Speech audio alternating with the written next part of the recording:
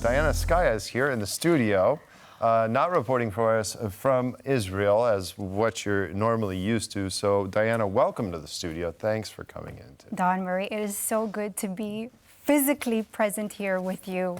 I know, right? We're always hooking up via video link, and now you're It's quite here. different. Yeah. It is. It's It's great to to have be out you. of a war zone. Yes. Let's just put it that way. Yes, exactly. Well, the subject of discussion for now is the situation in Armenia. So we know that we know the conflict between Azerbaijan and Armenia. We know about the protests that have broken out due to the situation between the prime minister and whatnot. So please tell us, what is the latest there? Well, Don, I think what a lot of people, what an international audience per se, is failing to understand is we're talking about the effects that are happening now is something that began 4 years ago during the pandemic. So let's take us back to a little bit of a background. So we're in 2020, we're in the middle of a pandemic, and we're talking about the aftermath of the second Nagorno-Karabakh war, which Armenia lost right to Azerbaijan. Now, most of the territories in the region went back to Azerbaijan. So Russia, Azerbaijan, and Armenia signed a trilateral agreement. And so already Armenians from that point considering defeat. Now, Russian peacekeepers, we know, were deployed in order to safeguard, of course, the border, to safeguard, of course, living conditions of Armenians who feared living under Azeri control.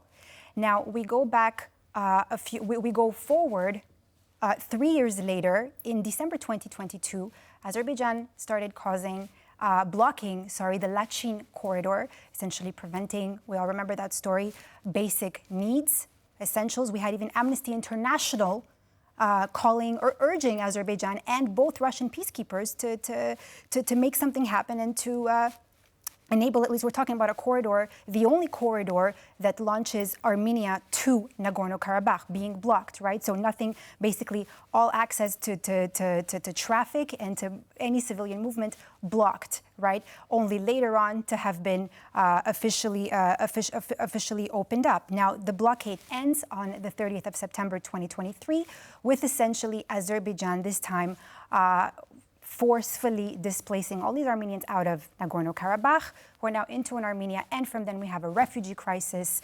happening since then, right? Now, what is unfolding today is these Armenians who are, first of all, not only angry at the Armenian government for having this entire situation happen, of course, for siding with Turkey, but let's get to Pashinyan a little bit later, right? But also for not doing enough to side with Armenians, not doing enough to take care of their needs and simply giving away territory. We're talking about people who are scared to live under Azeri rule. I mean, we've seen the videos, we've seen. Right. I have a question for you about this, and I promise it'll be a light one. But as I recall the situation, wasn't it Pashinyan that was encouraging all the Armenians to flee Nagorno-Karabakh at that time?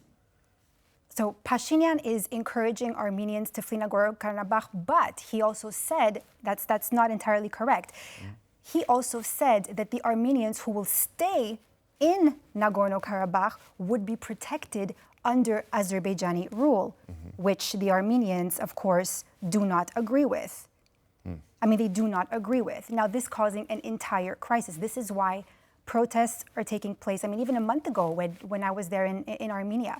Now, you have this one side that actually agrees with Nikol Pashinyan because he, of course, blames Russia for not having intervened, for not having done enough to help, right? He says that the peacekeeping forces who are no longer there, right, removed. There also border guards have been completely removed from Armenia. The only ones that are going to stay are the ones that are going to guard the border of Turkey and Iran, right? So he wants to also slowly shift away from Russia because of certain of these things and side more with the West, right? With the EU, with the United States. This is something we're seeing now. The country, I mean, when I was there a month ago, what I've seen, I haven't seen these kind of protests.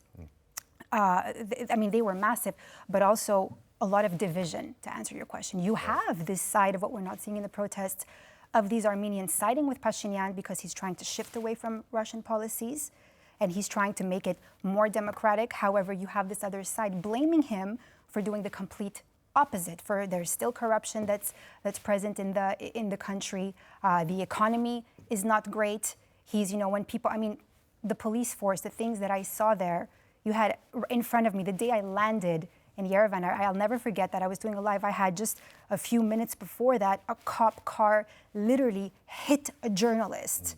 I remember. Hit a journalist who was later taken to the hospital, and she was okay. She got out. She was fine. But that just goes to show how, and it's just divided because you really have these people that just want change.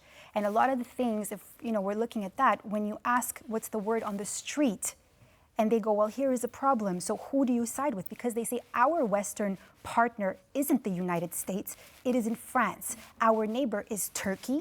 So you have an Islamic Republic, right? Essentially Armenia being the bloc, or Russia. So who do you pick? What kind of difficult choice is that to continue with? And let's not forget, Armenians are also very much still reminiscent of the Armenian genocide, right? Which was caused by the Ottoman Empire, right? Not Turkey, the Ottoman Empire.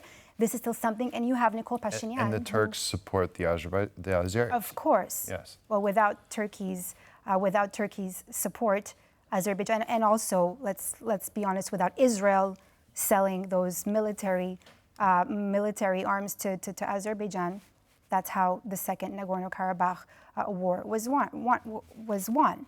And now, if we're flashing back to April, in the latest round of negotiations, Pashinyan's foreign minister was with Azeri's foreign minister in Kazakhstan, again trying to, this deal, this truce is really trying to happen, where now Armenia was forced to, if I can say forced, to cede 4 territories of the Tavush region, right? This is the latest movement is called the Tavush for the homeland, right? Which also connects a pipeline to Georgia, right? Quite a strategic place, facility, corridor, right? Essentially ceding those 4 villages to Azerbaijan. And again, Armenians, what are they doing? We saw Armenians burning their houses. For a couple of houses would have gone to the Azeris. So the Armenians decided to burn them and then make their way on towards Yerevan. And of course, but Pashinyan's government did say that he is going to compensate them. But of course, it's giving mixed reactions. Certainly, it's a very, very, very, very complicated situation. Yes, indeed. We've a lot more to discuss. Covered this to a certain extent on Eastern Express here on TVP World, but it is a very difficult conflict, if you will, to explain.